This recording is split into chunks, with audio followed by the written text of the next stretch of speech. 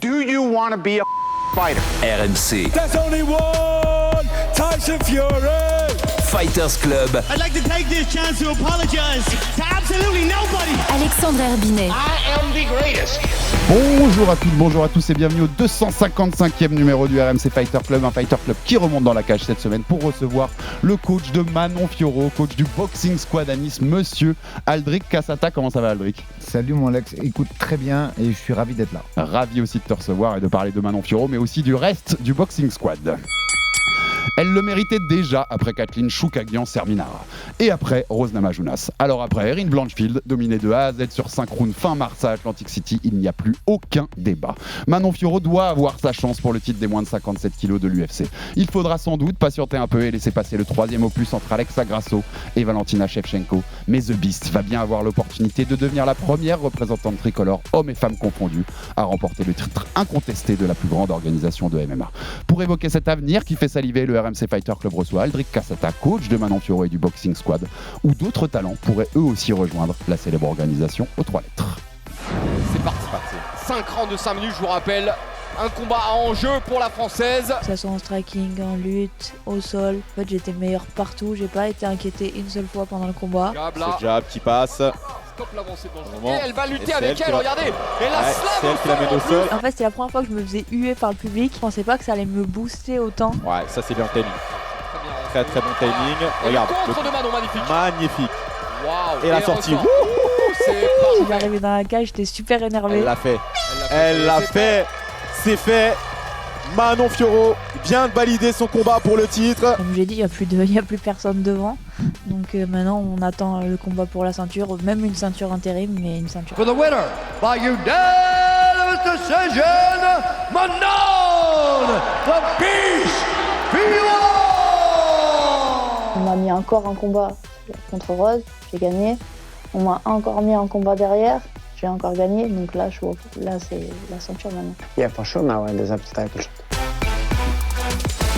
Et merci à Max Sabolin pour cette petite prod qui était entre les commentaires du combat de Manon contre Erin Blanchfield et puis les interviews post-fight au micro de Pierre-Henri Cachera qui était à Atlantic City pour nous, et puis de Ariel Elwani avec une petite phrase en anglais d'Aldric à la fin. C'était pour le chambrage, Aldric, la petite phrase de fin.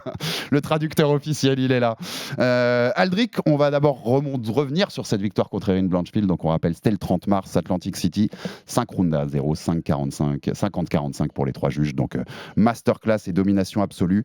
Il y a déjà cette impression quand même qu'elle était largement au-dessus d'Erin Blanchfield. T'as pas eu de surprise là-dessus ? C'est ce que vous attendiez, Aldric ? Non, pour être vraiment totalement honnête, quand on nous a proposé le match-up courant décembre, on avait déjà analysé, parce que tu sais, quand tu arrives à ce niveau-là, il n'y a pas 40 000 adversaires qui... Je te dis la vérité, on pensait qu'on pouvait attraper Grasso parce qu'elle avait...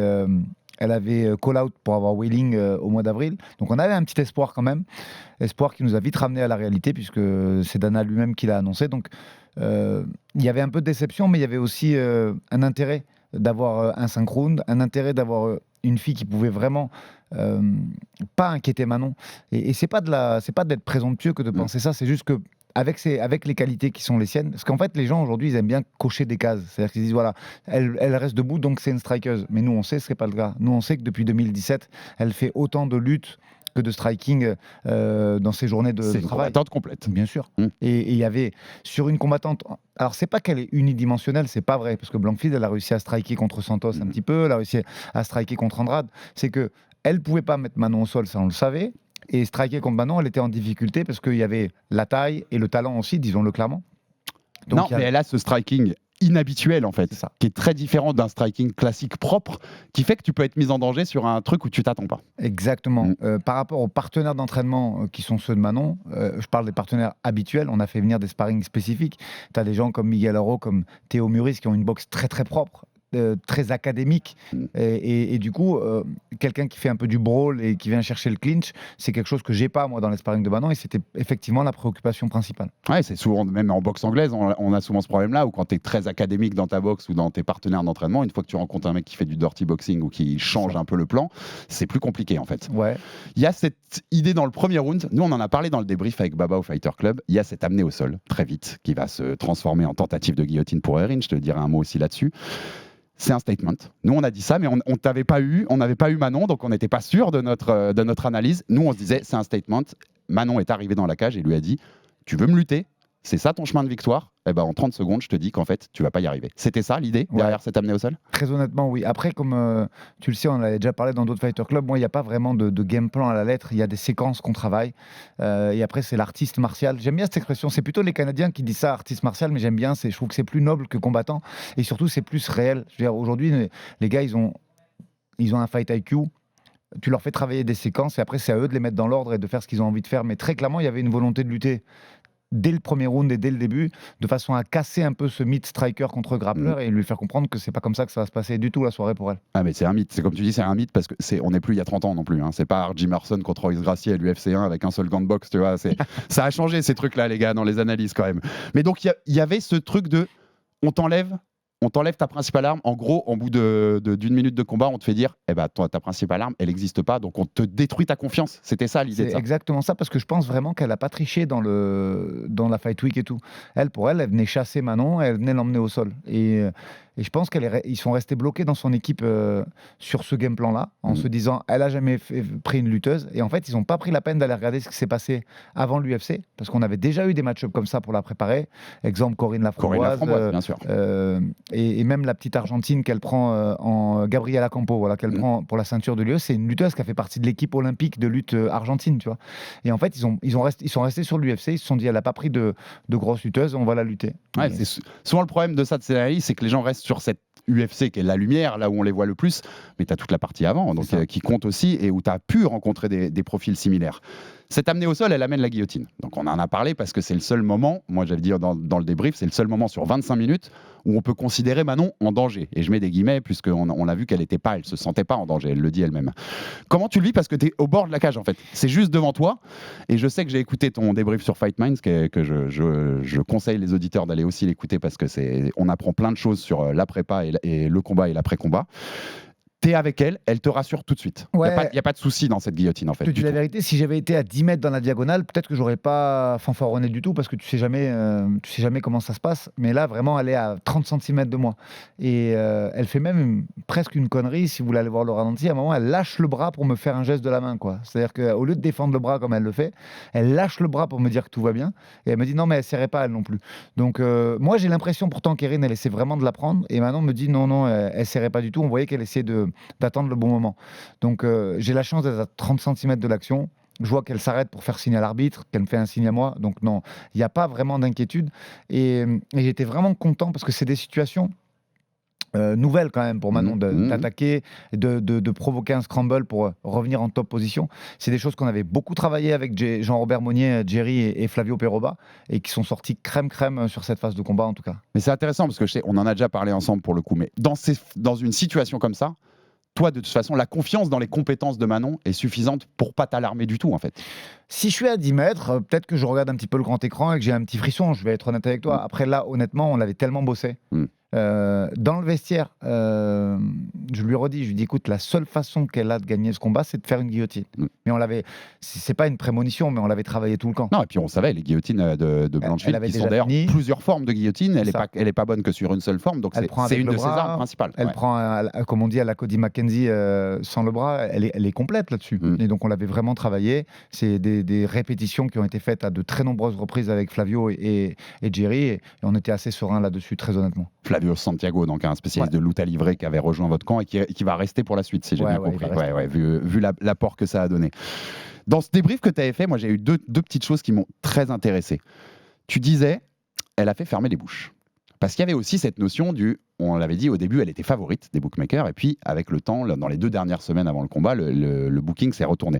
Alors qu'on explique aussi, c'est aux États-Unis qui s'est retourné et que Blanchfield était passée favorite. C'est intéressant d'expliquer. La plupart des paris au départ étaient sur Manon.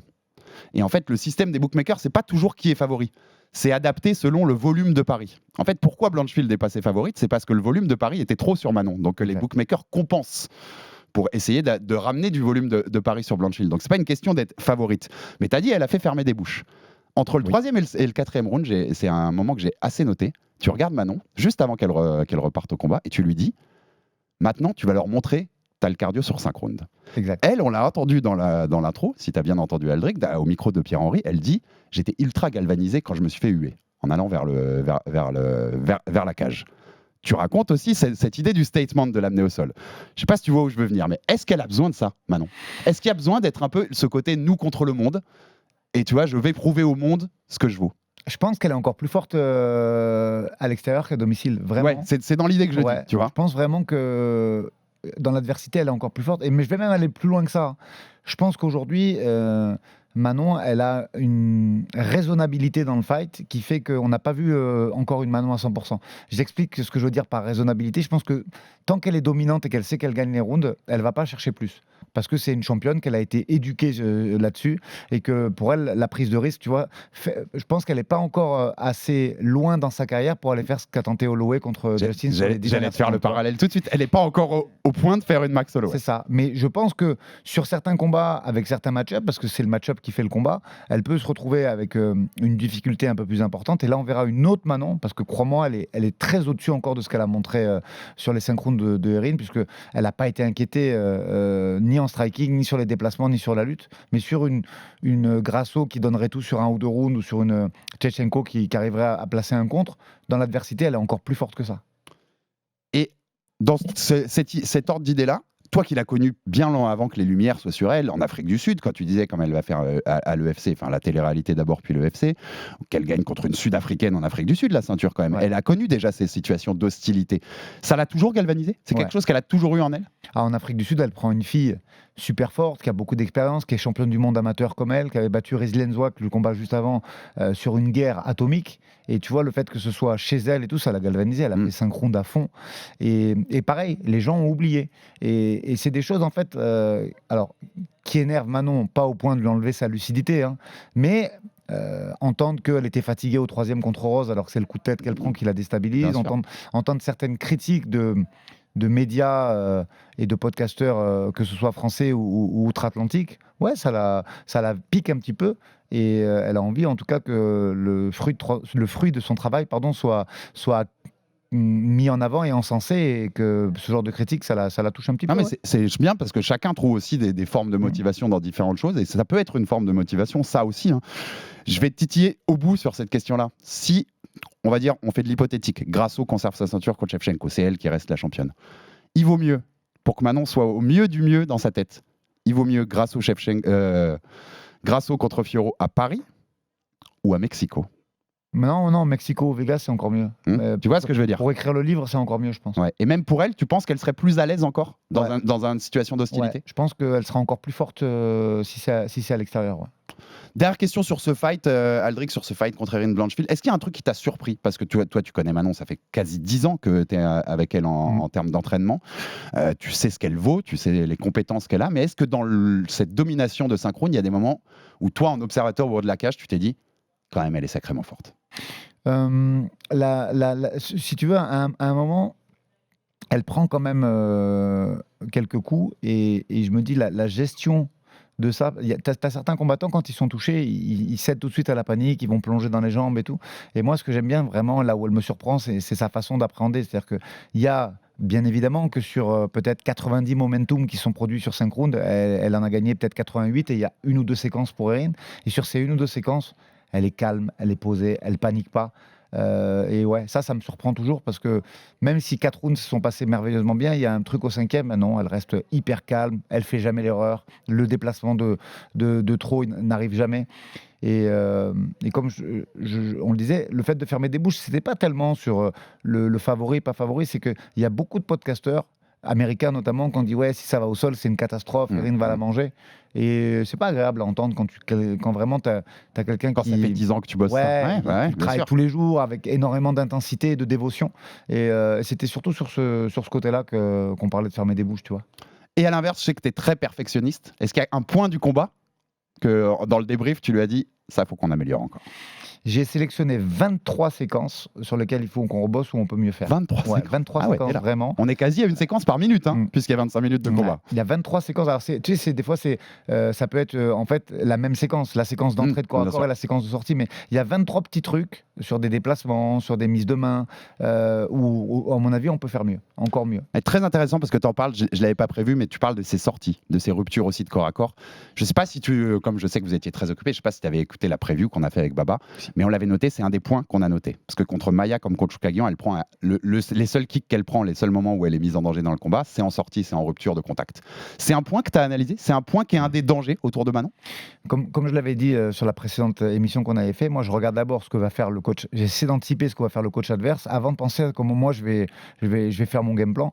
Et du coup, je suis content parce que normalement, il peut se passer 2 prépas pour voir les progrès que ton athlète a fait.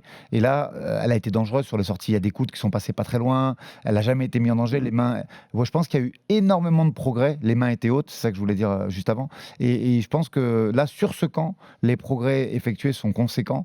Et ce sera encore mieux. Je pense que d'un pseudo-défaut, parce que c'était pas le cas, mais c'était des mises en danger, on va arriver à carrément dominer toutes ces séquences maintenant, donc je suis très content là-dessus.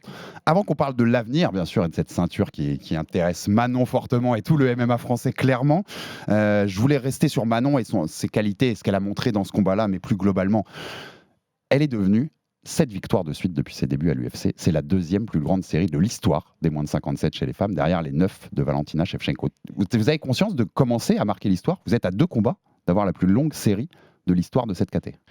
Franchement, on en aura conscience quand Manon aura accompli ce qu'elle peut accomplir. C'est pour ça que c'est important avec la pression ne monte pas, mais on continue, on sait qu'on est sur le bon chemin. Manon, elle peut faire ce que Valentina a raté, c'est-à-dire qu'elle peut faire les 2 KT. C'est une certitude. Kayla Harrison ou pas Kayla Harrison, on va en reparler. Je suis persuadé que Manon, elle peut faire les 2 KT. Et pour le moment, on prend combat par combat.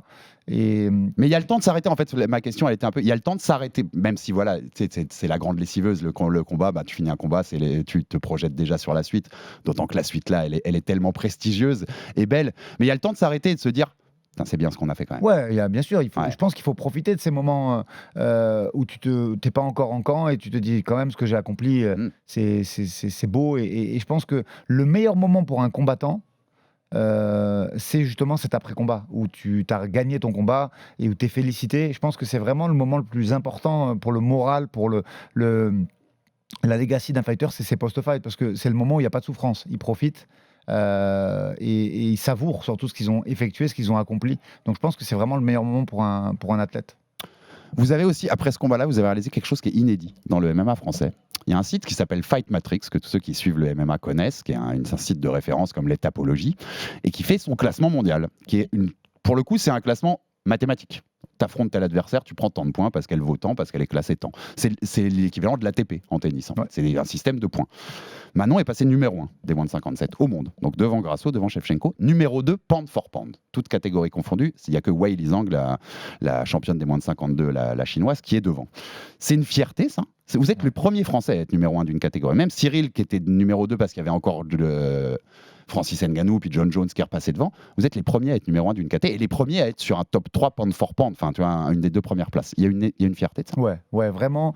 Et c'est pas grave si je me fais casser du sucre sur le dos, mais pour moi, il n'y a même pas débat avec Weili. Manon, elle est très nettement au-dessus. Preuve en est, Weili, quand même, sur ses 5 derniers combats, il y a des défaites, notamment contre Rose Namajunas, même si c'était pas la même KT qu'avec Manon. Mais je pense que Manon, elle est beaucoup. Si tu analyses séquence par séquence, elle a été beaucoup moins mise en danger lors de ses combats que ne l'a été Weili. Et c'est une grande fierté parce que c'est ce qu'elle mérite. Rappelle-toi, déjà, après le combat contre Maya, en conférence de presse, elle avait dit qu'elle était meilleure que Valentina. Ça avait beaucoup amusé certaines critiques, mais c'était déjà le cas. Et maintenant, elle va le prouver. Et en fait, ce qu'on explique aussi, parce que j'ai vu passer quand il y a eu ce classement-là, des gens qui disent « mais elle n'est pas championne, comment ça peut arriver ?» C'est une question de points et donc de run. Ce que veut dire ce classement, c'est que le run, les 4-5 dernières adversaires de Manon, il n'y a personne dans le monde qui a un tel run. Victorieux, en tout cas. On peut mettre une Shevchenko, elle a affronté des adversaires d'un même calibre, mais elle a 2 défaites. Enfin, elle a une défaite contre Grasso et un match nul. Donc en termes de run de victoire, il n'y a pas plus beau que ce qu'a fait Manon dans le monde, dans sa catégorie, sur les 5 derniers combats. On est d'accord. Et puis même quand tu recontextualises, on va mettre de côté juste le premier combat d'une Victoria Leonardo qui est pas mal, attention, hein, même si elle a été blessée après, qu'elle n'a pas eu le run qu'elle devait avoir à l'UFC. Mais sinon, elle a pris que des filles classées. C'est-à-dire que Tabata Ricci, elle a été classée 10e à 52. Mera Bueno Silva, elle a fait la ceinture à 61. C'est son 3e combat, hein, déjà. Mais, Jennifer Maia, elle était 4e au moment où elle prend Manon. Kathleen Serminara, elle était numéro 1. Elle reprend Rose, qui est 4, je crois, pound for pound, et 2 des 52 derrière à Paris. Et là, elle prend Blankfield, qui nous était passé devant, on ne sait même pas pourquoi.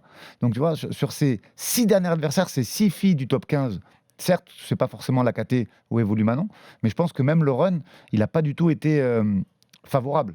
On en parlait déjà à l'époque de Blankfield, tout le monde disait non, mais elle a pris Andrade, et elle a pris Santos, elle a eu des combats plus difficiles. Pas du tout, en fait. Non, nous, on l'a dit. Vous l'avez dit, mais vous êtes les seuls.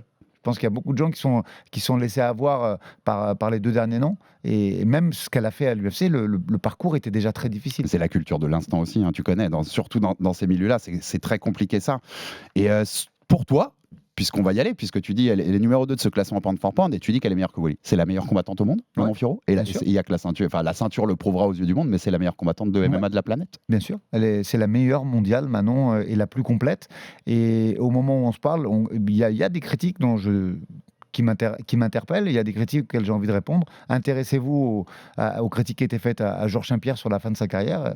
Et bien sûr qu'elle finit pas forcément ses combats parce qu'elle reste dans une maîtrise et une prudence qui est qu'elle n'a pas envie qu'arrive justement de Max Holloway, Justin Gage ou de Lucky Punch, parce que c'est des choses qui peuvent arriver, même si tu es en maîtrise. Combien de combats on a vu où la maîtrise était totale et où il s'est passé une dinguerie à 3, 4 ou 2 minutes de la fin? Donc oui, c'est peut-être pas la meilleure finisseuse. Mais on prend pas ce risque. Mais c'est un débat qu'on a eu, c'est marrant d'ouvrir ce débat parce que je l'ai eu en plateau après le combat de Manon, quand on a débriefé, il y avait notamment Michael Lebou qui était là et qui mettait, je comprenais sa nuance. Il disait aux yeux du promoteur, tu finisses pas, tu es moins spectaculaire que d'autres. Bien sûr, on le voit. Quelqu'un comme Benoît Saint-Denis qui a fini tout le monde, il a grimpé très vite parce que c'est bien sûr que pour le promoteur c'est spectaculaire. Mais il y a 3 façons de gagner en MMA. KO, soumission, décision. Il n'y a pas une victoire qui vaut moins que l'autre. Tant que ça gagne et que le run continue, c'est l'essentiel. C'est ça, puis Manon, elle a encore envie de faire ça au moins 4 ans. Elle a un capital santé qui est entièrement préservé. Et je pense qu'arrivé à un moment, quand elle aura atteint une certaine légitimité, en tout cas atteint ses objectifs, je pense qu'elle se lâchera encore plus. Dans la review, on a aussi dit ce qu'on complète là, que c'est une des combattantes donc les plus complètes de la planète, qui n'a pas encore vraiment montré son sol. On va ouvrir ça juste après. Ça se voit sur ces 3 derniers fights. En fait, est-ce que tu peux nous l'expliquer, Aldric? Mais moi, quand je revois les 3 derniers fights, que j'ai revus un peu en speed pour repréparer ça, c'est 3 Manon différentes. Dans le style, dans la façon d'aller chercher la victoire. Donc on parle de Blanchfield, Rose Namajunas, Kathleen Chookagian. Et même si tu élargis à 4 Maya, tu n'as pas la même Manon. C'est-à-dire que si tu t'intéresses à le mettre sur un écran d'ordinateur, tu le splits en 4 et tu lances les 4 combats en même temps, tu vas pas avoir la même gestuelle, pas avoir les mêmes appuis, pas avoir les mêmes setups d'entrée et de sortie. Donc j'en suis très fier de ça parce qu'on arrive vraiment à adapter. Ouais, c'est de l'adaptation, toujours à ce que fait l'adversaire. Vraiment, on s'adapte à l'adversaire. Après, c'est vrai que c'est Manon, comme elle est vraiment très complète, on peut aller chercher des choses très très loin, même au niveau des setups de déplacement, des feintes et de tout ce qui va avec. Mais même sur la qualité du footwork, c'est pas les mêmes. Et en fait, la conséquence de tout ce qu'on dit là, Aldric, selon toi, c'est beaucoup plus difficile pour les adversaires de Manon de s'adapter à Manon que l'inverse? Très clairement, parce que elle est gauchère. Donc sur tous les setups de lutte, c'est hyper compliqué à mettre en place. Ensuite, ses déplacements, comme je le disais avant, c'est pas les mêmes sur les 4 derniers combats. Donc si tu veux la cadrer, il va falloir essayer de spéculer sur le déplacement qu'elle va utiliser au moment du combat. Donc je pense que ça rend vraiment la tâche très difficile. Et comme tu l'as dit juste avant, le sol, c'est inconnu. Ouais, c'est une inconnue. Donc c'est encore. Je pense que c'est bien d'avoir gardé ça. On connaît pour l'instant ses défenses de lutte. On l'a vu. On a vu la qualité qu'il y a dedans. Le sol pur, et voilà, il n'y a eu pas de séquence qui nous le montre. Le coach que t'es, il a un grand sourire de ça parce que moi, je me dis que pour tout match-up qui va venir, le coach d'en face, il a une galère en plus. Il a une inconnue en plus que toi, t'as pas forcément. C'est ça. Et en plus, il y a des cases qui étaient cochées que tu es obligé de décocher. Tout le monde était. Manon, Shane Wade Bully, elle tient pas sur la distance. Donc cette case-là qui était cochée, qui était quasiment acquise pour toute la concurrence, il faut la décocher. Ouais. Parce qu'elle a quand même montré. Et en plus, sur le sol, il y a une grosse interrogation. Est-ce que tu es capable de la garder? Est-ce que tu peux risquer de capitaliser sur un game plan où tu la gardes au sol si c'est impossible de la tenir au sol? Est-ce qu'elle est efficiente? Est-ce qu'elle a un sol de soumission? Est-ce qu'elle a un sol de scramble? Ça, il faudra l'emmener au sol pour pouvoir avoir une réponse à cette question. Moi, je sais. Je sais que tu sais, un des analystes, un compte américain qu'on suit beaucoup, je sais qu'on partage, toi et moi, comme avec les gars de Fight Minds, Jack Slack, qui fait des superbes analyses techniques de MMA. il a fait une vidéo où il dit que c'est la meilleure grappleuse de l'AKT. On l'a pas encore vu, mais que sur techniquement, les séquences qu'il montre prouvent qu'elle est la meilleure grappleuse de l'AKT. C'est quelque chose que tu partages ?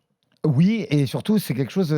Il faut beaucoup de. En plus, il fait le détail en vidéo. Alors, c'est des vidéos qui sont difficiles à trouver, mais qui sont payantes, malheureusement, pour le grand public. Néanmoins, c'est hyper flatteur parce que le dire. Bah, c'est appréciable, mais lui, il le montre. Oui. C'est-à-dire qu'il fait voir des séquences sur des hip throws, c'est-à-dire des hanchés où il y a beaucoup de combattants, hommes ou femmes, qui font la faute d'enlever ce qu'on appelle le underhook, c'est-à-dire le bras qui est sous l'aisselle, et où Manon, elle le replace, ou elle joue avec le wizard, c'est-à-dire elle le repasse de l'autre côté. Et il explique pourquoi c'est la combattante la plus technique. Oui, de la c'est pas KT. juste un avis. C'est ça. Il dit pas, il jette pas ça, comme tu jettes un caillou à la mer, il dit c'est la meilleure grappleuse. Non, il explique les fautes que vont faire Valentina. Mais au final, ou ça même t'embête Grasso. parce que je sais que c'est un mec comme Jacques Slack, il n'y a pas que toi. Hein. Tous les coachs, les meilleurs coachs du MMA mondial, ils connaissent ce mec-là, c'est sûr. Ça t'embête qu'on le montre? Alors, tu vois ce que je veux dire? Je suis flatté, mais c'est vrai que si on peut éviter de oui. mettre en avant certains trucs, c'est bien. Mais après, c'est le jeu. Elle a 7 combats à l'UFC. Maintenant, je pense que si on s'amuse à totaliser, elle a passé plus qu'un match de football entier dans la cage de l'UFC. Donc. Mais on brouille encore les pistes parce que c'est pas la même Manon que tu vois. Mais il y a de la data sur Manon, c'est évident.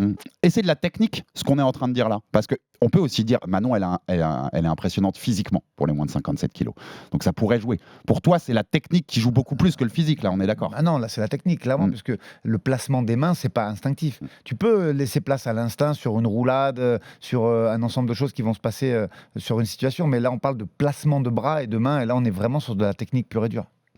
On va passer à la suite, Aldric, parce que c'est bien sûr intéressant. Je te cite. On n'attendra pas 2025 pour combattre. Manon veut rester active. Oui. On fait un point rapide sur la situation. Manon est devenue la challenger, il n'y a plus de doute. Voilà, c'est le petit doute qu'il y avait avec Blanchfield, il a été dissipé à Atlantic City. Grasso et Shevchenko vont se retrouver pour un 3e combat, puisque c'est fini sur un match nul, le 2e, on rappelle, après la victoire d'Alexa Grasso au premier.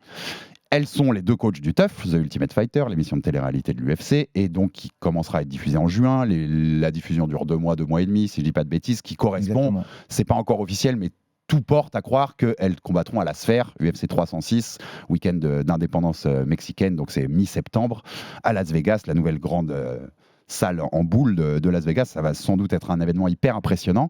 Donc il faut de toute façon attendre ce combat-là pour ensuite pouvoir imaginer un title shot, fin d'année au mieux, début d'année 2025, au pire, selon comment elles sortiront du combat, et la championne.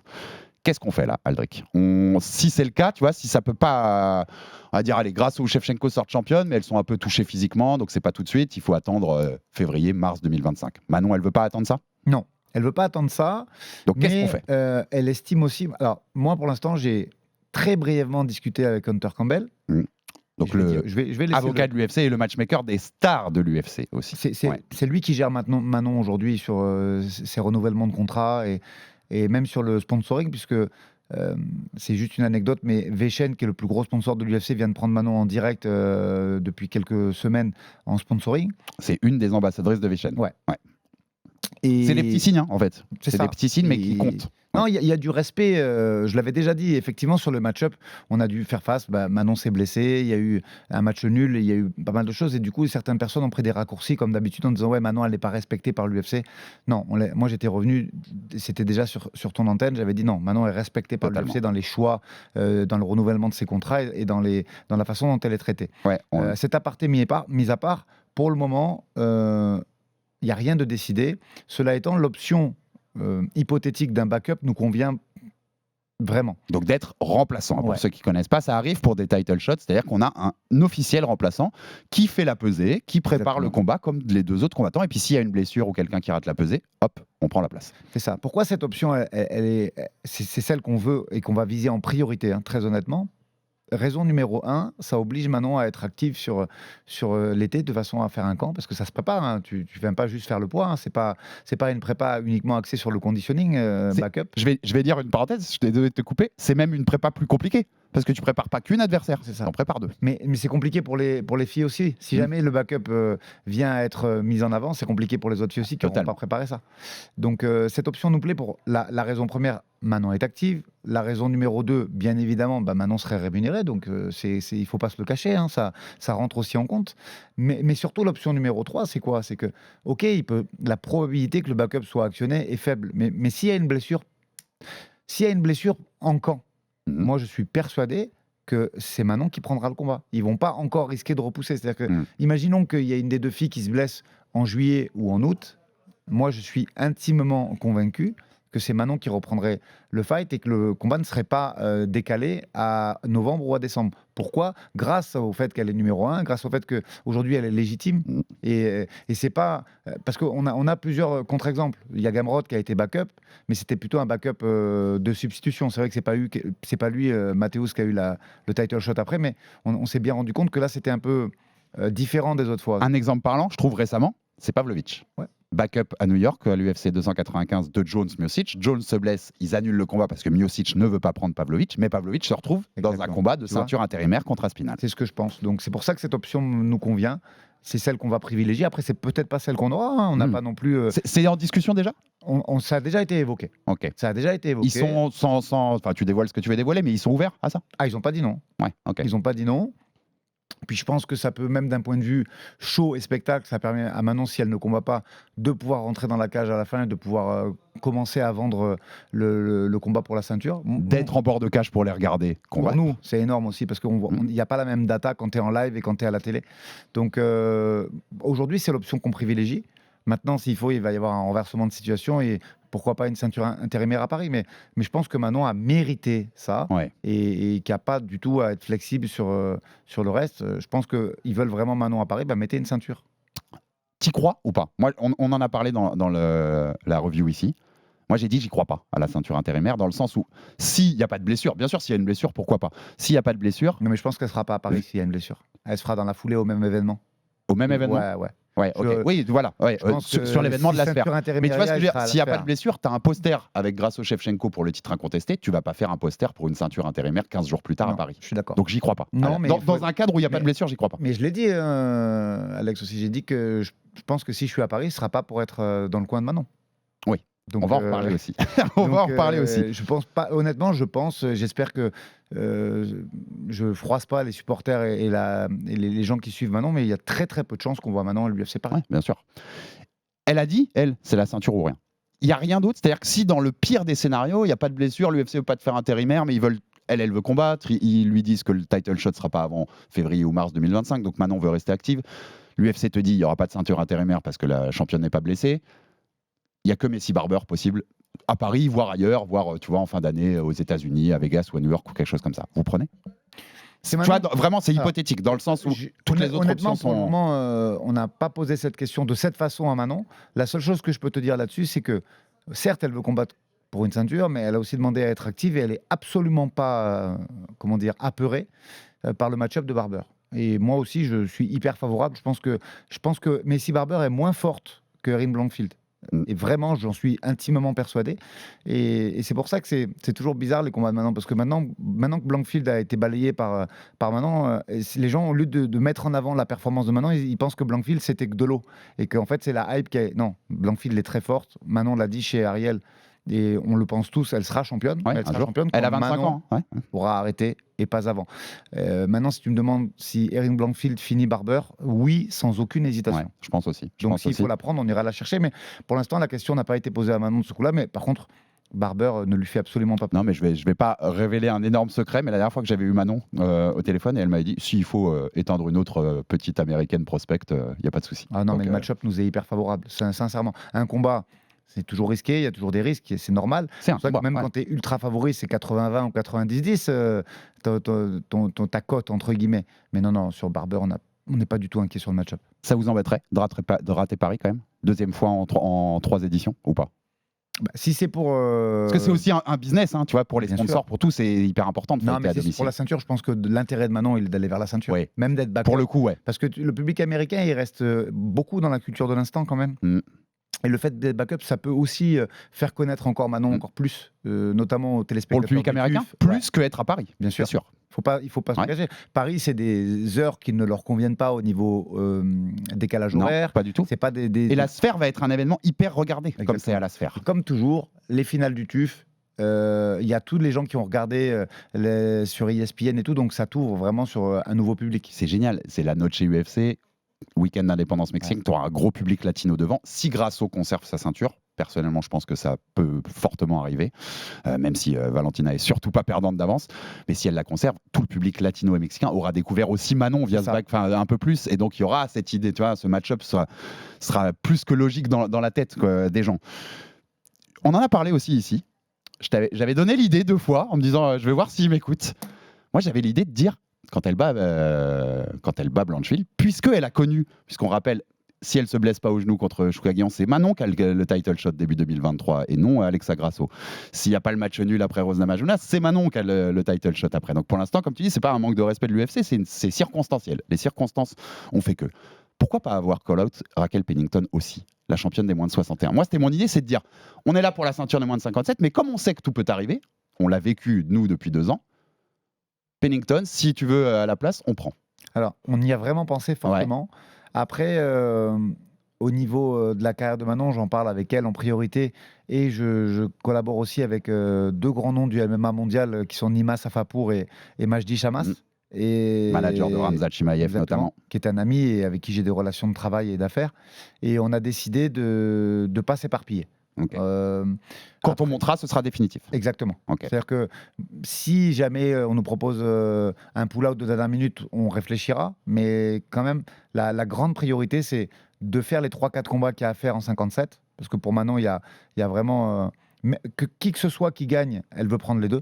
Je pense que même si c'est Tchechenko, il faudra reprendre Grasso derrière, au moins pour qu'il n'y ait pas... Les gens ne disent pas, oui, mais si elle avait pris un tel... No doubt. C'est ça. Ouais. Je pense que Barber, effectivement, si il faut pas laisser...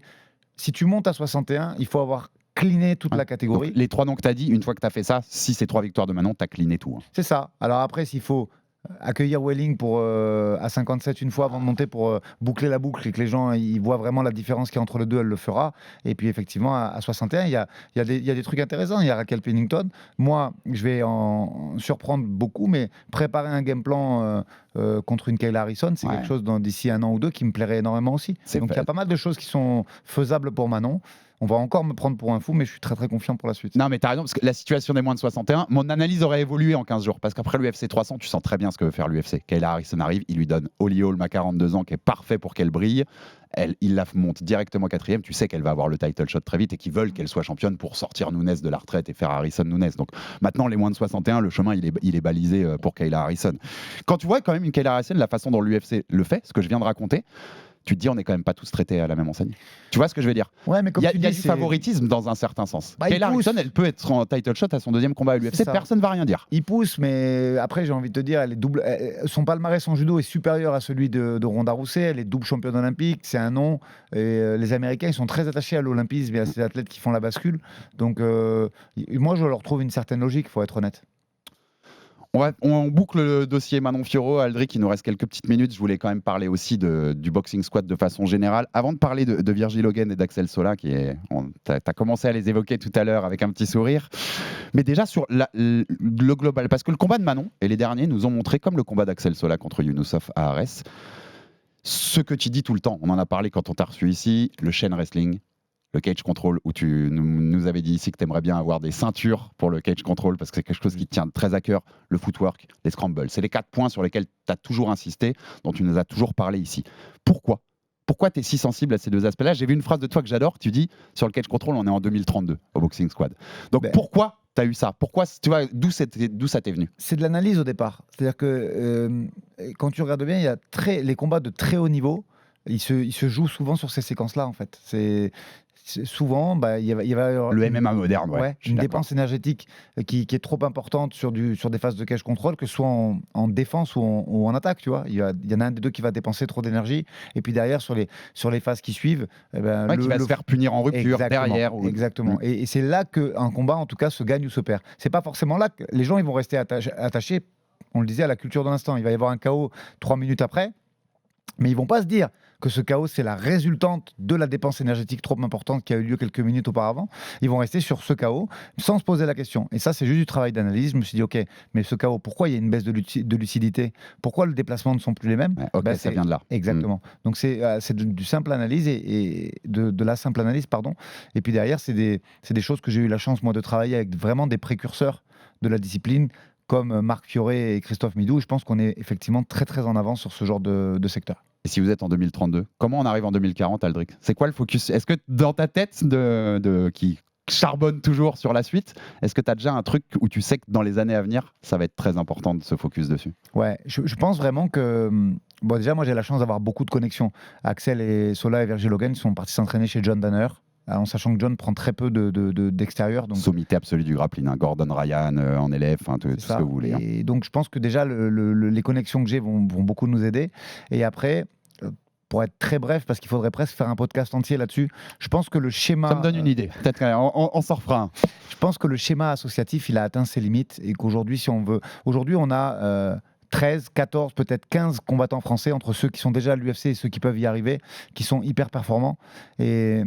Et j'ai envie de dire que si on veut vraiment exploser maintenant et pas rester une nation qui est 5e ou 6e des nations de MMA, il faut vraiment que le professionnalisme arrive et qu'on puisse monter des équipes pro avec des budgets de façon à sortir un peu de ces schémas associatifs et que les mecs ne soient pas combattants UFC avec un travail, parce qu'on est quand même parmi les derniers à proposer ça. Sur les 12 ou 13 combattants qui sont à l'UFC, il y a des mecs qui ont encore un boulot. Et pour te connaître, je pense que c'est aussi professionnalisme globalement. C'est ça. Aussi sorti de la cage, tout ce qu'il y a autour. Bien sûr. C'est très important.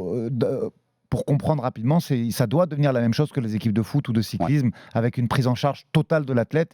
Et on ne peut plus penser que les mecs aient une activité professionnelle en dehors de leur camp. On a encore des fighters de haut niveau qui gèrent le côté média. Hein, c'est ça. En France aujourd'hui. Donc il faut séparer tous ces trucs-là et tu dis, si on veut être un sport comme le cyclisme, le football, le rugby ou machin, il faut s'adapter à ça et être professionnel. Comme ces sports-là. Et c'est bien de le dire à l'antenne d'RMC parce que je pense que RMC, ils ont déjà fait un bond de 10 ans dans le futur au niveau de la prise en charge du média MMA. Et maintenant, c'est à nous, acteurs sur le terrain, de faire la même chose au niveau des structures.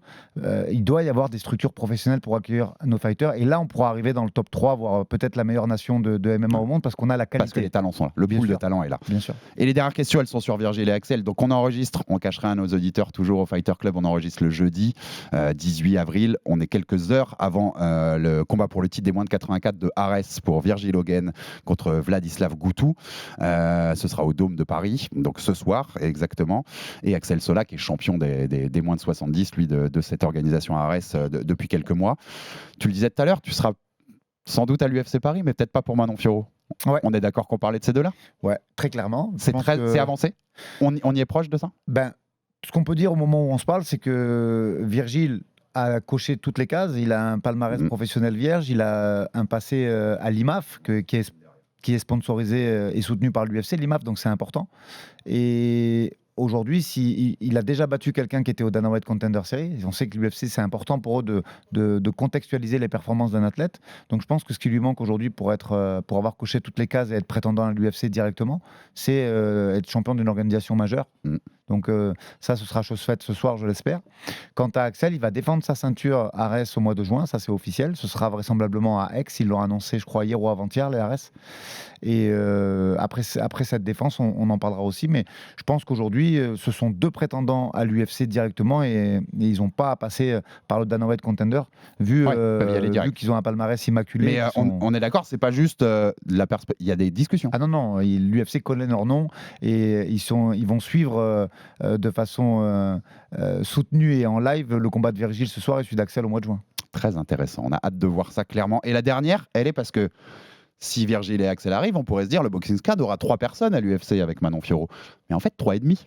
Puisqu'il y a quelqu'un qui, ces derniers mois, a passé du temps chez vous, qui s'appelle Kevin Jousset, qui s'entraîne d'habitude au City Kickboxing du côté de la Nouvelle-Zélande. C'était le Français surprise qui est arrivé à l'UFC l'an dernier, qui va faire son 3e combat à l'UFC le 11 mai à Saint-Louis contre Jared Gooden. Il est à 2 victoires, 2-0 pour l'instant à l'UFC.